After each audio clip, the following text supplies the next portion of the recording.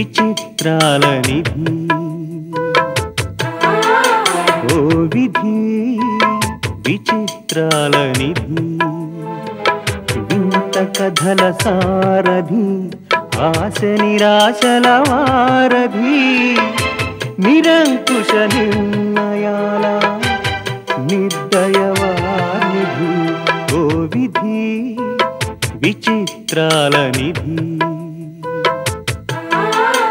ఓ విధి విచిత్రాల నిధి.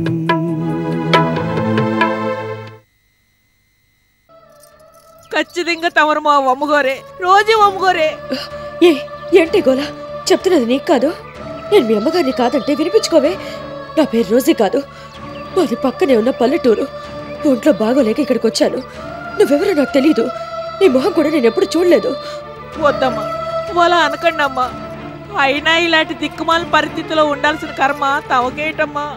రండమ్మా, తమరు వచ్చినారని లచ్చిందేవి గారికి నానెళ్ళి చెప్తానమ్మా. పోలీసుల సంగతి ఆ అమ్మ చూసుకుంటారు. మన ఇంటికి వెళ్ళిపోదాం రండమ్మా.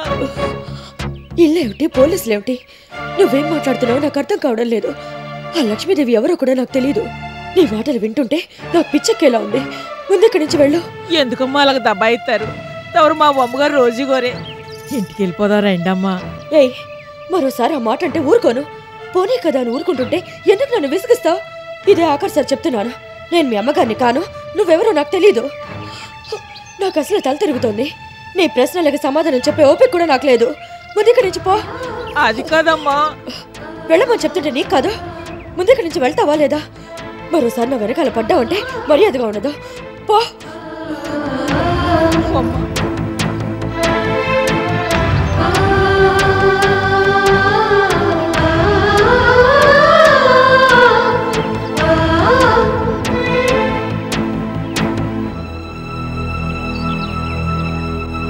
అమ్మగారండి, అమ్మగారండి, అమ్మగారండి, అమ్మగారు. నువ్వా నుకాలు? రా. ఏమిటంత కంగారుగా ఉన్నావు? ఏమైంది? మా అమ్మగారిని చూశానమ్మా. నిజమా నుకాలు? నువ్వెప్పుడు చూసావు? ఎక్కడుంది? ఎప్పుడో చూసొస్తున్నానమ్మా. పక్కూర్లో మా సుత్తాలమ్మాయి కాను పంతే చూస్తాను కానీ ఆసుపత్రికి వెళ్ళాను. మా అమ్మగారు కూడా ఆసుపత్రిలోనే ఉన్నారు. ఆసుపత్రిలో ఉందా? ఏమైంది నుకాలు? ఏటైందో తెలదమ్మా. మడిసి అసలు గుర్తుపట్టే నాకు నేరు. ఎన్నో రోజుల నుంచి వండో నిద్ర లేకుండా ముఖం అంతా పీకుపోనది. జబ్బు పడ్డట్టు అయిపోనారు. దర్జాగా మకరాణిలా ఉండాల్సిన మా అమ్మగారు ఆసుపత్రిలో దిక్కులేని వాళ్ళ ఉండడం చూసి నాకు ఏడుపు ఆగలేదమ్మా. కడుపు తరుక్కుపోనాది. రోజీ అలాంటి పరిస్థితులు ఉందని తెలిసి ఎలా వదిలేస్తావు నుకాలు? పోలీసులకు భయపడి ఎక్కడో దాక్కోవాల్సిన అవసరం లేదని మన ఇంటికి తిరిగి వచ్చేయమని, రోజీని ఈ కేసులోంచి ఏదోలా బయటపడేలా చేస్తానని నువ్వైనా చెప్పకపోయావా నుకాలు? చెప్పే అవకాశం మా అమ్మగారు నాకు ఇవ్వలేదమ్మా. అదేంటి నుకాలు? అవునమ్మా, ఆసుపత్రి వరండాలో నీరసంగా పడున్న మా అమ్మగారిని చూసి గుర్తెట్టి నా దగ్గరికి వెళ్ళి పలకరించాను. నాన్న మీ అమ్మగారు కాదు అనేసినారు. ఎందుకు అలాగన్నారో నాకు అర్థం కాలేదు. తమరు మా అమ్మగారే అని ఎంత చెప్పినా మా అమ్మగారు వినిపించుకోలేదు. నానెవరో తెలవనట్టే నన్ను గుర్తట్టినట్టే మాట్లాడినారు. చివరికి ఇసుకొని నన్ను పొమ్మన్నారమ్మా. రోజీకి నీ దగ్గర అంత అబద్ధం ఆడాల్సిన అవసరం ఏముంది నుకాలు? ఒకవేళ నువ్వు చూసింది రోజీని కాదేమో, ఎవరినో చూసి పొరపాటు పడ్డావేమో. లేదమ్మా, ఇన్నాళ్ళు బట్టి పని చేస్తున్నాను. మా అమ్మగారు నన్ను గుర్తట్నేనమ్మా. నాన్న చూసింది ఖచ్చితంగా మా అమ్మగారినే, అందులో అనుమానం లేదు. మా అమ్మగారు మాత్రం నానెవరో తెలవనట్టు నాటకం ఆడేసినారు. ఎందుకు అలాగ చేశారో నాకు అర్థం కావట్లేదు. పోలీసులు ఇంకా వెంటపడుతున్నారు కదా నుకాలు, అందుకని తెలిసిన వాళ్ళు ఎవరైనా చూసినా తను అక్కడుందని తెలిసిపోతుందని అలా చేసి ఉంటుంది. అయ్యుండొచ్చమ్మా, కానీ నానెవరో తెలవనట్టు మాట్లాడుతుందే మాత్రం తట్టుకోలేకపోనానమ్మా. ఆ దిక్కుమల ఆసుపత్రిలో అలాగే ఉంటే మా అమ్మగారు ఏటైపోతారని భయంగా ఉందమ్మా. అందుకే తమరు పాలు వచ్చి చూస్తే బాగుంటుంది. తమరు వచ్చి నీకేటి భయం లేదు, నానున్నానని ధైర్యం చెప్తే మా అమ్మగారు తప్పకుండా వస్తారని నాకు నమ్మకంగా ఉంది. ఒక పాలు ఇల్లొద్దామమ్మా. లోకాలు, రోజు ఎక్కడుందో తెలుసుకోవడం కోసం నేను చెయ్యని ప్రయత్నం అంటూ లేదు. ఇన్నాళ్ళకి తెలిస్తే రాకుండా ఎలా ఉంటాను? రోజుని కలవాలని నేనెంతగా ఆరాటపడుతున్నానో నాకు తెలుసు. వెంటనే బయలుదేరి వెళదాను కాలు. నువ్వన్నట్టు రోజీ అక్కడే ఉంటే ఎలాగోలా నచ్చ చెప్పి బతిమాలైనా రోజుని మన ఇంటికి తీసుకుని వస్తాను. తమరు ఆ మాట అంటారని నాకు తెలుసమ్మా. మా అమ్మగారు నన్ను చూసి గుర్తొట్టినట్టు ఎప్పుడైతే మాట్లాడినారో నాకు అనుమానం వచ్చి తిన్నగా ఈ విషయం చెప్పడానికి తమ కాడకు వచ్చేసినాను. చాలా మంచి పని చేసావు నువ్వు కాలు. మనం వెంటనే వెళ్ళి రోజీని మన ఇంటికి తీసుకుని వచ్చేద్దాం. భార్గవి, భార్గవి. ఏమిటత్తయ్యా? రోజీ నూకాలికి కనిపించిందటమ్మా. నిజమా? అవునమ్మా, పక్క ఊళ్ళో ఆసుపత్రిలో ఉందట. నూకాలు ఇప్పుడు అక్కడి నుంచే వచ్చింది. నేను వెంటనే వెళ్ళి రోజీని మన ఇంటికి తీసుకుని వచ్చేస్తాను. అలాగే అత్తయ్య. భార్గవి, మొట్టమొదటిసారిగా నా స్నేహితురాలు నా ఇంటికి వస్తుంది. ఇక నుంచి ఇక్కడే నా దగ్గరే ఉంటుంది. ఇంకెక్కడికి వెళ్ళదేమని కూడా. రోజీ నా రూమ్లోనే ఉంటుంది. ఆ రూమ్ కాస్త సర్దించి శుభ్రం చేయించు. కట్టెలు బెడ్షీట్లు అన్నీ మార్పించి. రోజీ వచ్చేసరికి ఇళ్లంతా నీట్గా ఉండాలి. అలాగే అత్తయ్య. మరి మేము వెళ్ళొస్తాం. మంచిదత్తయ్య. భార్గవి, చెప్పడం మర్చిపోయానమ్మా. పాపం రోజీ ఇన్నాళ్ళు ఎక్కడుందో ఎలా ఉందో తెలీదుగా. చేతిలో డబ్బు లేదు, ఆదరించేవాళ్లు లేరు. సరిగ్గా భోజనం కూడా చేసుండదని నా అనుమానం. ఆయాతో చెప్పి 4-5 రకాల స్వీట్లు భోజనంలోకి రెడీ చేయమని చెప్పు. నేను వెంటనే వెళ్ళి రోజుని తీసుకొని వచ్చేస్తాను. వస్తానమ్మా. రాను కాలు.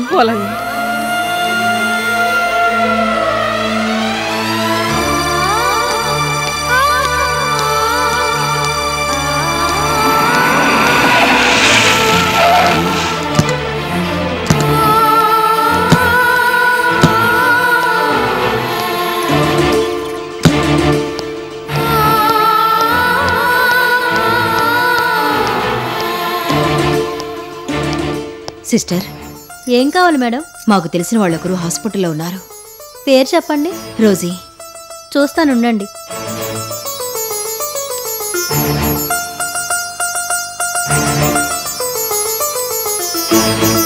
ఆ పేరున్న వాళ్ళు ఎవరు లేరు మేడం. లేకపోతే ఏటమ్మా, ఆ అమ్మ ఎవరో కాదు, మా అమ్మగారే. ఇందాక నన్ను చూసినాను. జాయిన్ అయ్యి ఎన్నాళ్ళయింది? 1 వారం రోజులవుతుంది.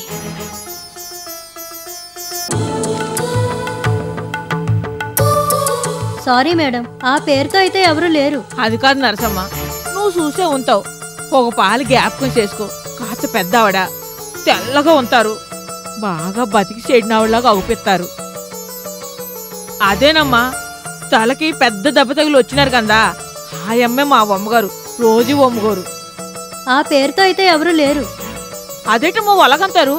మా అమ్మగారు నన్ను గుర్తట్నేనా? నన్ను చూసినాను, మా అమ్మగారితో నన్ను మాట్లాడినా కూడా. ఆ సంగతి నాకు తెలియదు గాని తలకి దెబ్బ తగిలి ఓ పెద్దవిడ మాత్రం ఉంది. ఏ వార్డులో ఉంది? రండి చూపిస్తాను.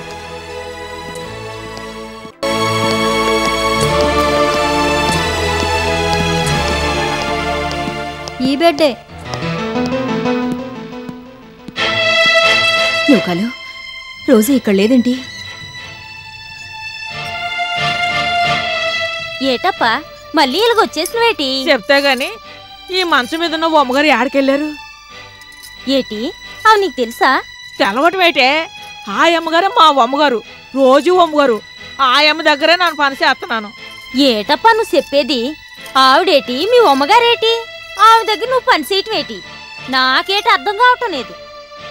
అయినా అంత డబ్బున్నావిడ ఈ దరిద్రపు గొడ్డు ఆసుపత్రిలో దిక్కుమాలి దానిలో ఉండాల్సిన కర్మేటి వచ్చిందలప్ప.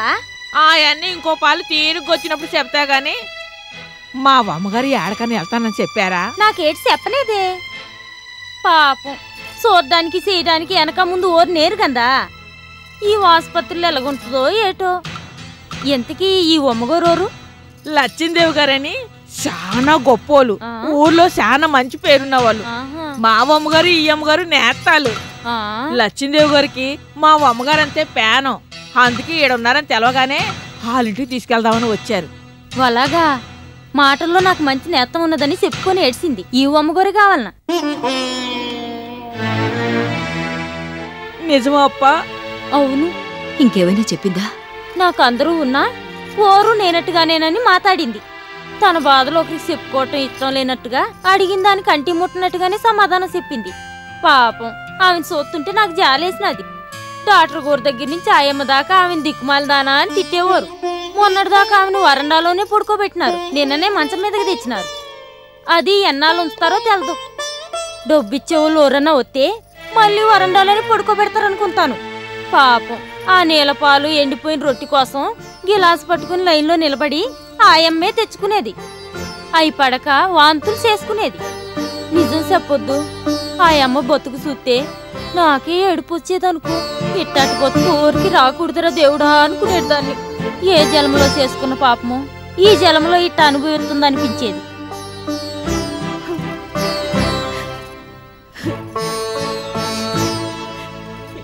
ఇంతకీ ఆడకెళ్ళారా మా అమ్మగారు? అదే తెలదప్ప, ఆ నర్సమ్మని అడగండి. అలాగే అప్ప, నేను మళ్ళీ వస్తాను. అట్నే అప్ప. పదండి అమ్మగారు.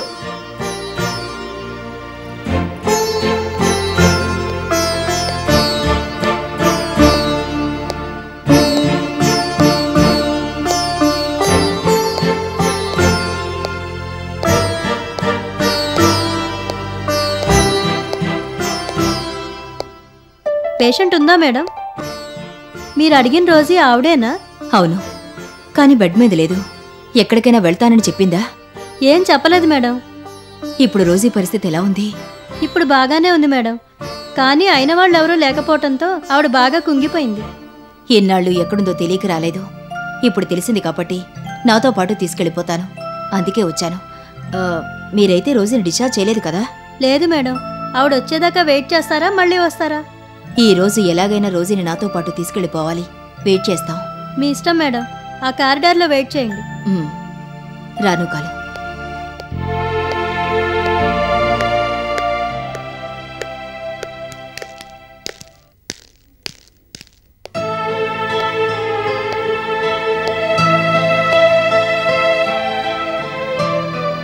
తమరు కూకుడుండమ్మా.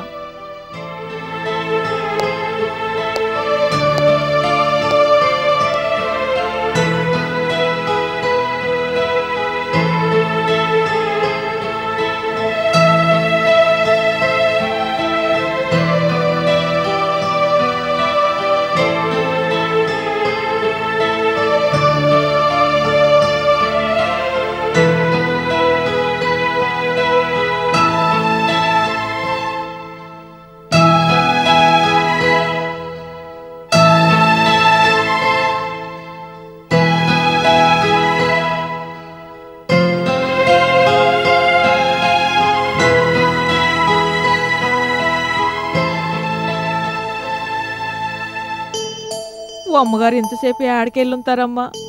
అసలే ఆరోగ్యం బాగులేదు. ఇప్పుడు దాకా రానేదంతే. నాకెందుకో భయంగా ఉందమ్మా. ఎప్పుడు వస్తారో ఏటో. రోజీ రాదు నూకాలు. అదేటమ్మ అలాగనేసినారు? రోజీ సంగతి నాకు బాగా తెలుసు నూకాలు. రోజీ నేను చూసిందిగా. దాంతో ఎలాగైనా నువ్వు నన్ను ఇక్కడికి తీసుకొస్తావని రోజీకి తెలుసు.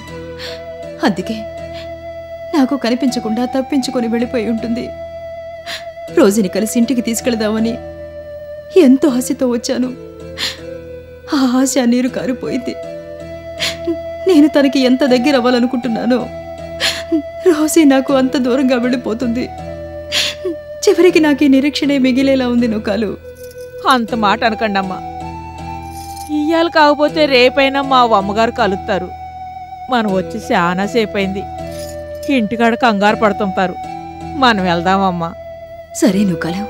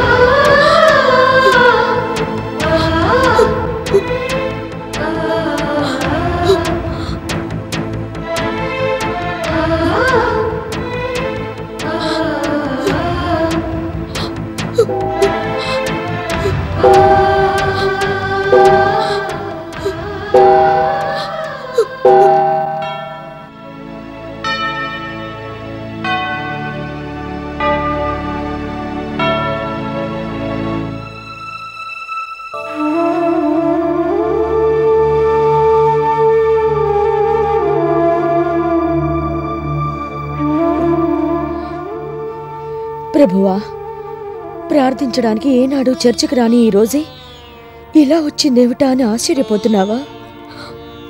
మనిషి అన్ని విధాలా బాగున్నప్పుడు దేవుడు గుర్తుకురాడు.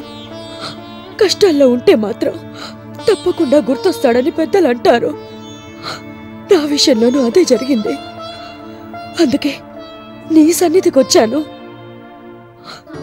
ప్రభువా, కోటికి గతి లేని నన్ను కోటేశ్వరాల్ని చేశావు.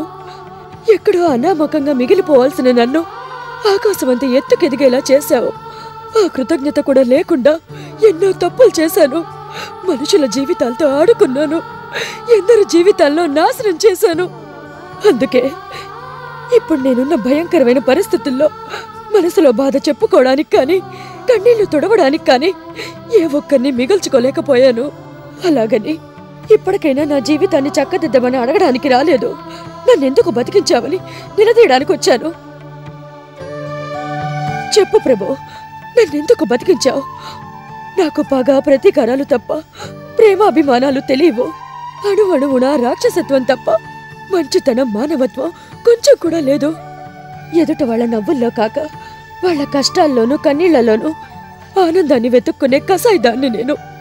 అందుకే ఓ మంచి భర్తకి సరైన భార్యని కాలేకపోయాను. అతనికి అవమానాలే తప్ప అనురాగాన్ని పంచవలేకపోయాను. అభిమానించడం చేతకాక ఉన్న ఒక్క మనవణ్ణి దూరం చేసుకున్నాను.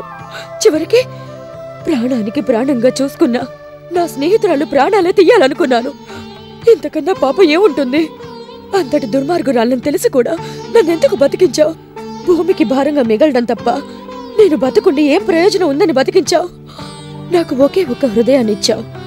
అది ద్వేషంతో నిండిపోయి పనికి రాకుండా పోయింది. నువ్వు నాకు 2 హృదయాలిచ్చుంటే చెడిపోయిన దాన్ని పక్కన పెట్టి వేరే దాంతో కొత్త జీవితాన్ని ప్రారంభించుండేదాన్ని. నాకు అవకాశం నువ్వు ఇవ్వలేదు ప్రభు. రోజు ఎంతో మంది నీ ముందుకొచ్చి చేసిన తప్పులు చెప్పుకుని క్షమించమని నిన్ను అడుగుతుంటారు. కానీ నేను నిన్ను క్షమించమని అడగడానికి రాలేదు. చావును ప్రసాదించమని ప్రార్థించడానికి వచ్చాను. నాకు చావు కావాలి. నేను చచ్చిపోవాలి. అందరూ చావుంటే భయపడతారు. చావుకు దూరంగా పారిపోవాలనుకుంటారు. కానీ నేను ఈ క్షణంలో నేను ఆ చావునే కోరుకుంటున్నాను. ఆనందంగా మృత్యు ఒడిలో ఒదిగిపోవాలనుకుంటున్నాను. దయచేసి నాకు చావుని ప్రసాదించు ప్రభు. నా చావుతోనైనా మిగిలిన వాళ్ళ జీవితాలు బాగుపడేలా ఆశీర్వదించు ప్రభు. ఎంతో అందమైన సృష్టిలో ఇన్నాళ్ళు మాయని మచ్చగా మిగిలానని ఇప్పటికి నాకు అర్థమైంది. ప్రేమ, జాలి, దయా, కరుణ అనే పదాలు మర్చిపోయి పశువు కన్నా నీచంగా ప్రవర్తించానని తెలిసొచ్చింది. అందుకే ఒక్క క్షణం కూడా బతకాలనుకోవడం లేదు. వెంటనే చావాలని కోరుకుంటున్నాను. ఆ చావుని ప్రసాదించమని నిన్ను చేతులు చాచి అర్థిస్తున్నాను. నాకు చావు కావాలి. నేను చచ్చిపోవాలి. నేను చచ్చిపోవాలి.